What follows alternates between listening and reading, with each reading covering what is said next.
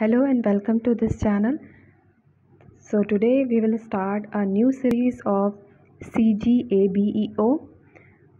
अभी छत्तीसगढ़ ABEO की new vacancy आने वाली है जिसमें जनरली 2 पेपर्स होते हैं, paper 1 and paper 2. Paper 1 is related to जिसमें हम छत्तीसगढ़ मैथ्स रीजनिंग जो कि पूरा जनरल सब्जेक्ट है, जनरल स्टडीज़ है, उसके बारे में हम लोग पढ़ते हैं. इवन उसमें इंडियन GS भी आती है. लेकिन हम CGABEO की पेपर 2 की प्रैक्टिस करेंगे. वाई? बिकॉज इस पेपर 2 में जनरली एजुकेशन से रिलेटेड पोर्शन दिया है और इसका हम लोग को मैटर नहीं मिल रहा है where to start this. So why not to start through the MCQs, क्योंकि अगर हम MCQs पैटर्न के थ्रू स्टार्ट करते हैं तो हमारा बहुत सारा पोर्शन क्लियर हो जाएगा. और सिर्फ हम लोग MCQs ही नहीं जाएंगे, पहले MCQs देखेंगे जिस टॉपिक से रिलेटेड है. Firstly we will clear that topic, then we will go and solve those MCQs question. तो इससे हमारा कोई डाउट भी नहीं रहेगा. ठीक है, तो let's start this series from today onwards. So चलिए, जैसे कि इसमें फर्स्ट क्वेश्चन इस दिया है, शिक्षा के अधिकार अधिनियम का संक्षिप्त नाम क्या है?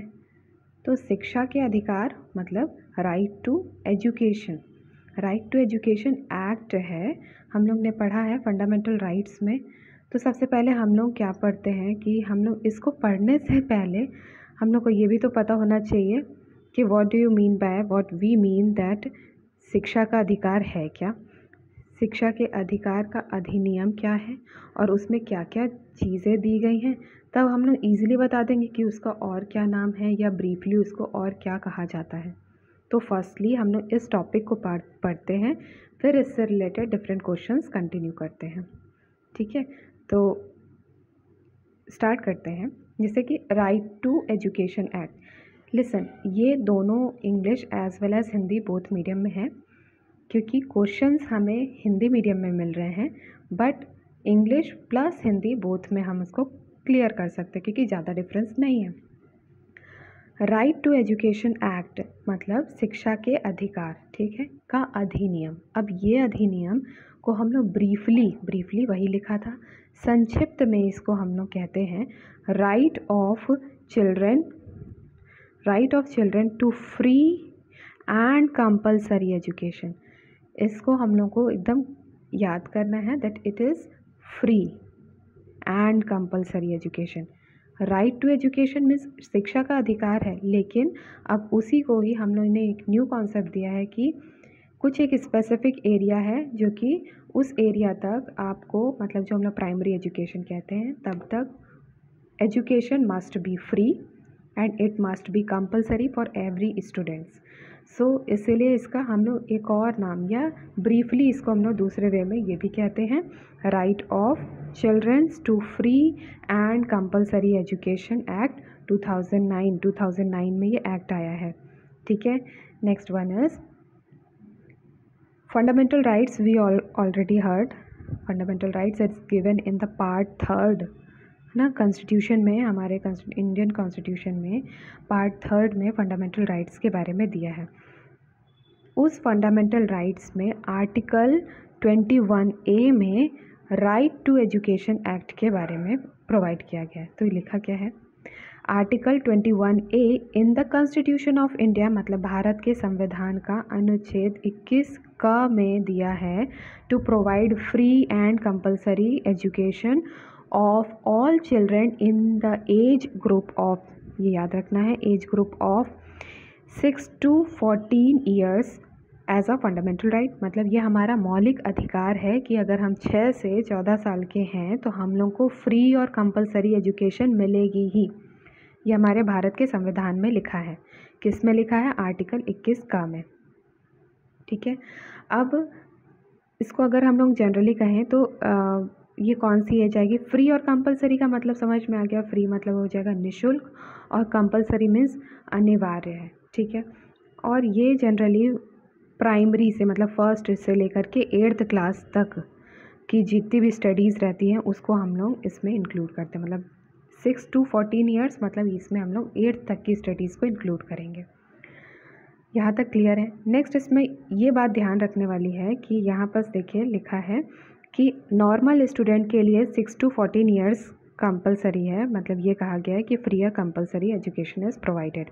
बट अगर डिसेबल स्टूडेंट है तो उसकी एज का मतलब जो एज क्राइटेरिया है उसको थोड़ा सा एक्सटेंड कर दिया गया है 6 to 18 ईयर। ठीक है, 18 ईयर तक उनको ये फ्री और कंपलसरी एजुकेशन प्रोवाइड की जानी चाहिए।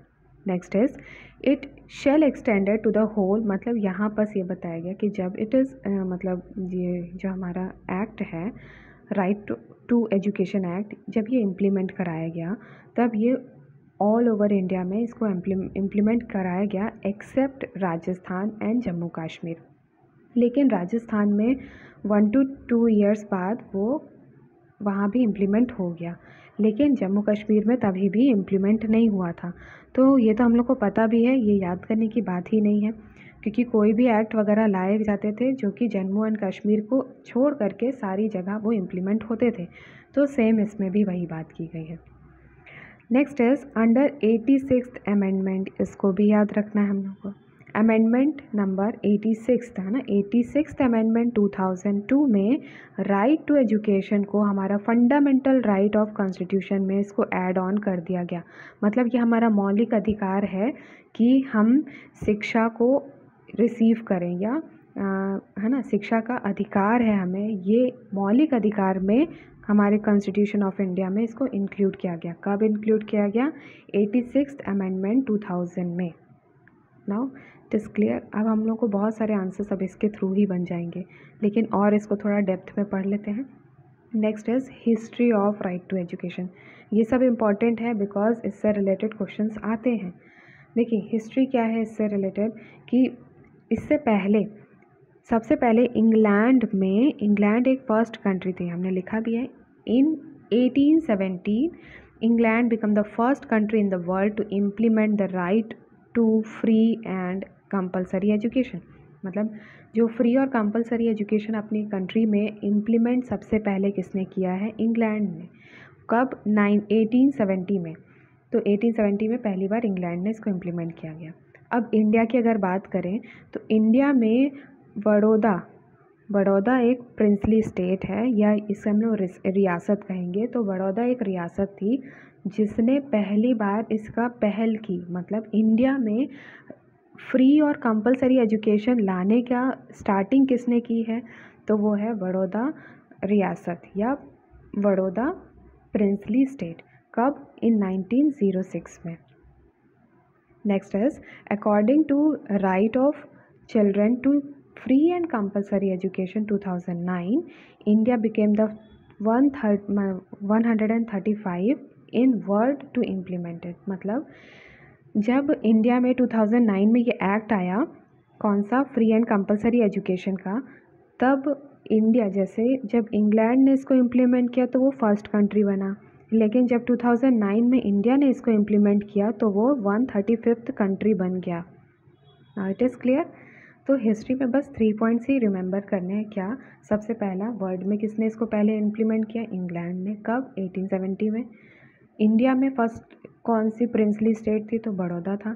सेकेंड, इंडिया जब इसको इम्प्लीमेंट करता है, होल इंडिया जब इसको इम्प्लीमेंट करता है तब उसकी रैंक क्या थी? तो 135th रैंक थी वर्ल्ड में। ओके।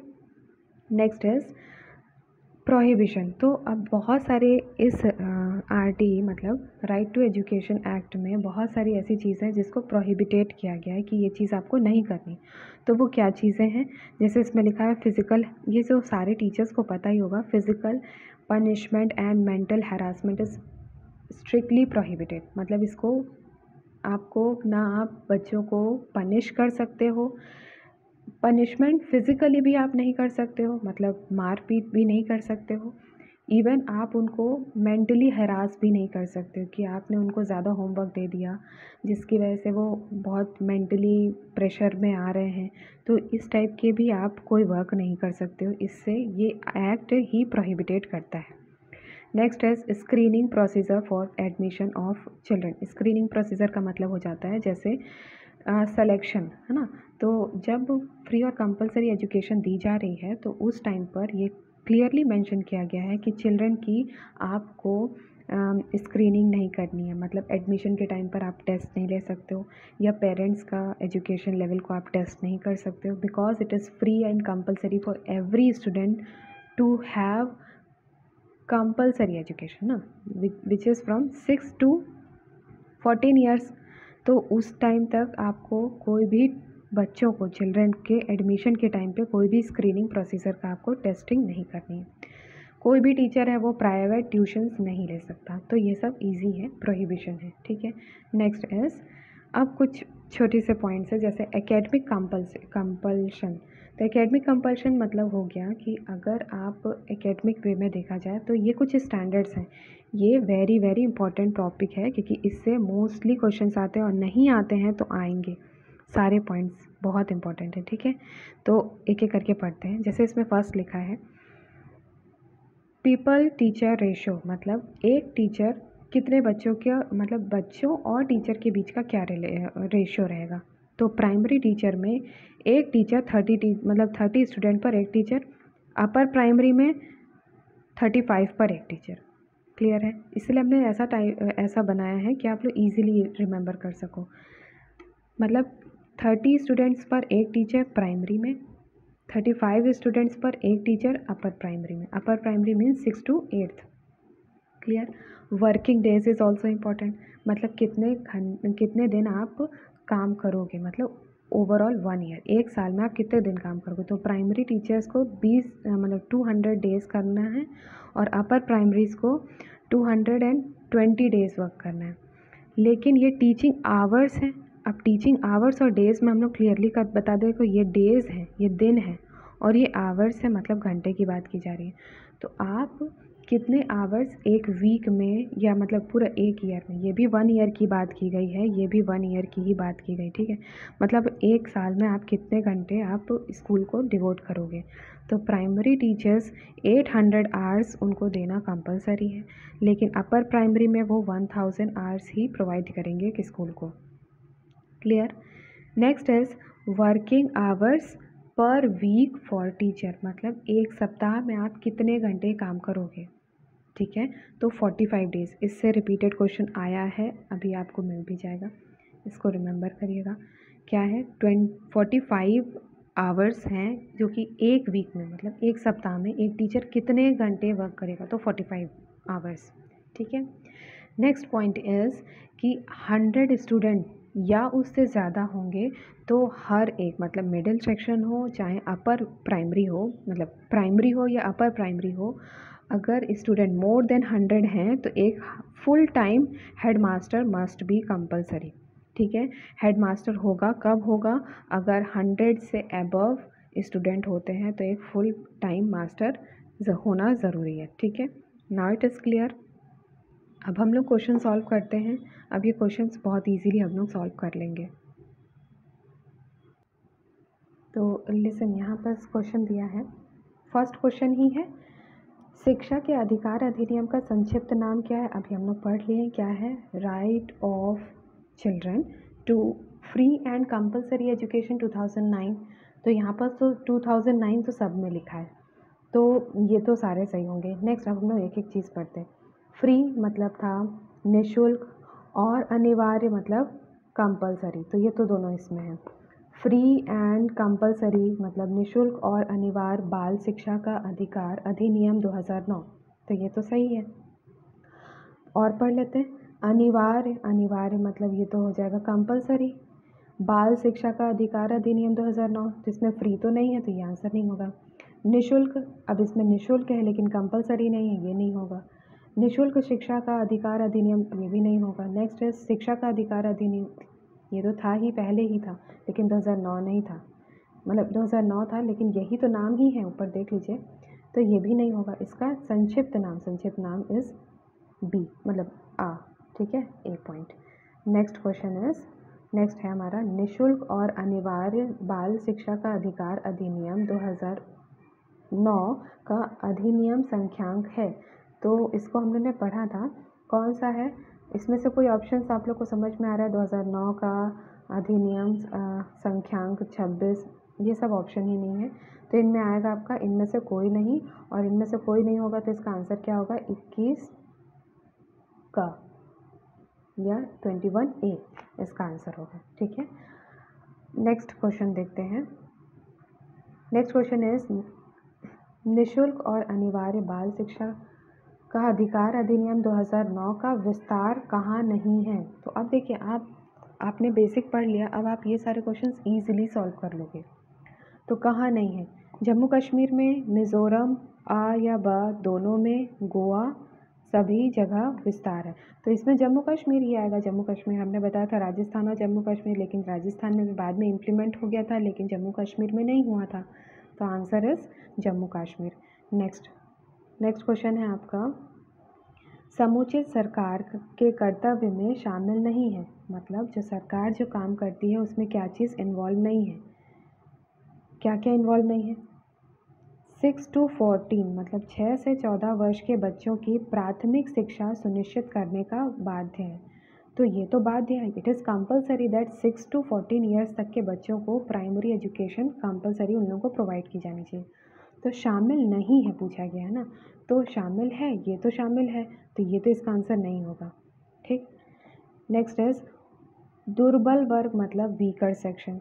दुर्बल वर्ग के बालक तथा असुविधा मतलब जिनको सुविधाएं नहीं मिली हैं, असुविधा वर्ग के बालक के प्रति पक्षपात ना हो सुनिश्चित करना। तो ये भी इसमें आ जाएगा।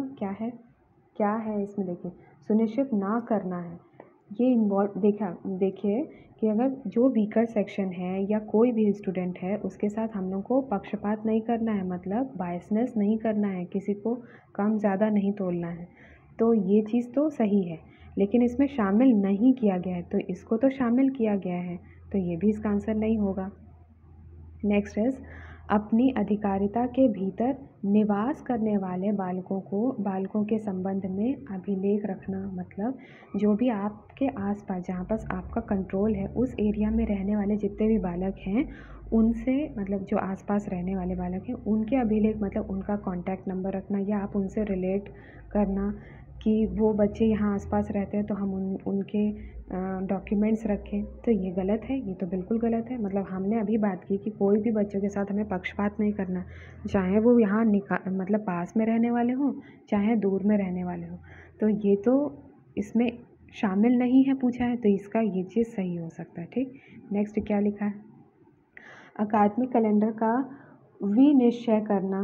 मतलब निश्चय हो गया, विनिश्चय करना, तो ये भी नहीं आएगा। तो ये दोनों आंसर सा और दा दोनों इसमें इन्वॉल्व होगा। ठीक है, नेक्स्ट देखते हैं इसमें क्या लिखा है, विद्यालय द्वारा अधिसूचित फीस का से भिन्न संदाय है। क्या है? प्रति परिवार फीस, प्रति विद्यालय फीस, प्रति व्यक्ति फीस, परीक्षा फीस, प्रवेश शुल्क।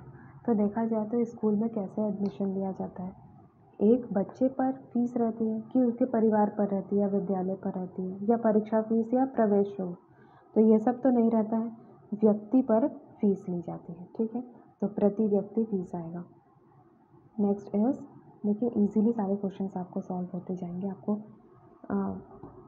टाइम भी नहीं लगेगा। नेक्स्ट इज, इसमें लिखा है शिक्षा का अधिकार कानून के अंतर्गत छत्तीसगढ़ में शिक्षकों को प्रशिक्षित करने का काम किस संस्था द्वारा किया जा रहा है। तो कौन सी ऐसी संस्था है जो कि इस काम को, देखिए छत्तीसगढ़ में पूछ लिया गया है, तो देखिए बहुत सारे हैं, जैसे इसमें लिखा है इंदिरा गांधी मुक्त विश्वविद्यालय, पंडित सुंदरलाल शर्मा यूनिवर्सिटी, और छत्तीसगढ़ राज्य शैक्षिक अनुसंधान एवं प्रशिक्षण परिषद, मतलब अनुसंधान मतलब रिसर्च सेंटर है ना, इस टाइप से।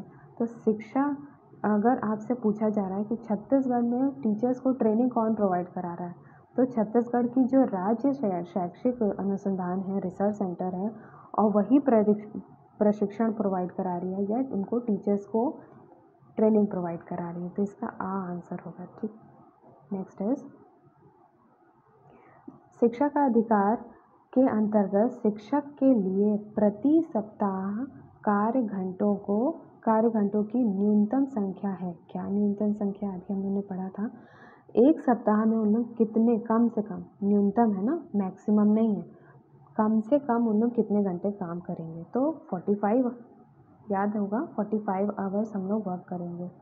नेक्स्ट देखिए, अभी वो सब पढ़ लिए तो ये इजी लगेगा, नहीं तो आप फर्स्ट टाइम ये इसको पढ़ेंगे तो ये आप लोग को समझ में ही ना आए। नेक्स्ट क्वेश्चन इज, टोटल हम लोग इस सीरीज़ में 10 क्वेश्चन डिस्कस करेंगे। सो नेक्स्ट क्वेश्चन है, शिक्षा के अधिकार अधिनियम के अंतर्गत शामिल है, क्या शामिल है?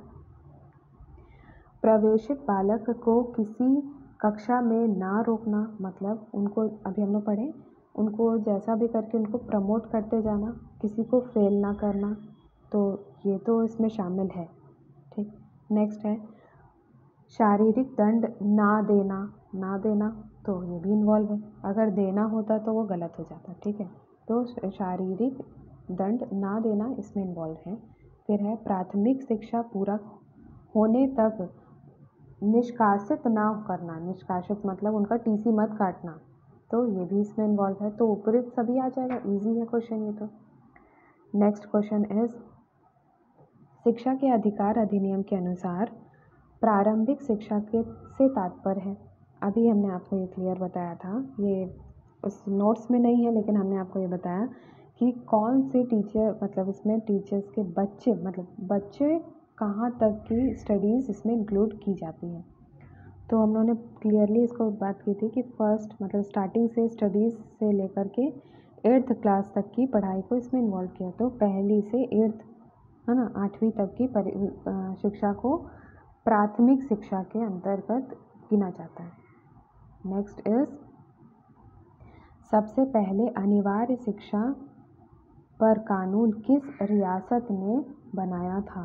देखिए, अगर ये अभी हम लोग पढ़े नहीं होते तो ये हमसे क्वेश्चन सॉल्व ना हो पाता, लेकिन हम लोग ने हिस्ट्री में पढ़ लिया। कब आया था? याद होगा आप लोग को, 1906 में बड़ौदा, ठीक है, बड़ौदा रियासत में पहली बार, भारत में 1906 में पहली बार बड़ौदा रियासत में इसका प्रयास किया गया। ठीक है, या जो निःशुल्क और कंपलसरी, निःशुल्क और अनिवार्य शिक्षा के लिए प्रस्ताव किया गया। ठीक है, तो ये आ जाएगा बड़ौदा। तो आज हमने टोटल 10 MCQs क्वेश्चन डिस्कस कर लिए हैं रिलेटेड टू सेम टॉपिक। ठीक है, शिक्षा का अधिकार अधिनियम। अब हम लोग कोई दूसरा टॉपिक लेंगे और उससे रिलेटेड जितने भी क्वेश्चन आए होंगे प्रीवियस ईयर क्वेश्चंस में वो सारे डिस्कस करेंगे, लेकिन सबसे पहले कॉन्सेप्ट समझेंगे, उसके बाद MCQs में जाएंगे। ओके, सो अगर अभी भी आप लोगों को कोई डाउट होगा, you can ask me in the comment box, and so thank you so much for joining.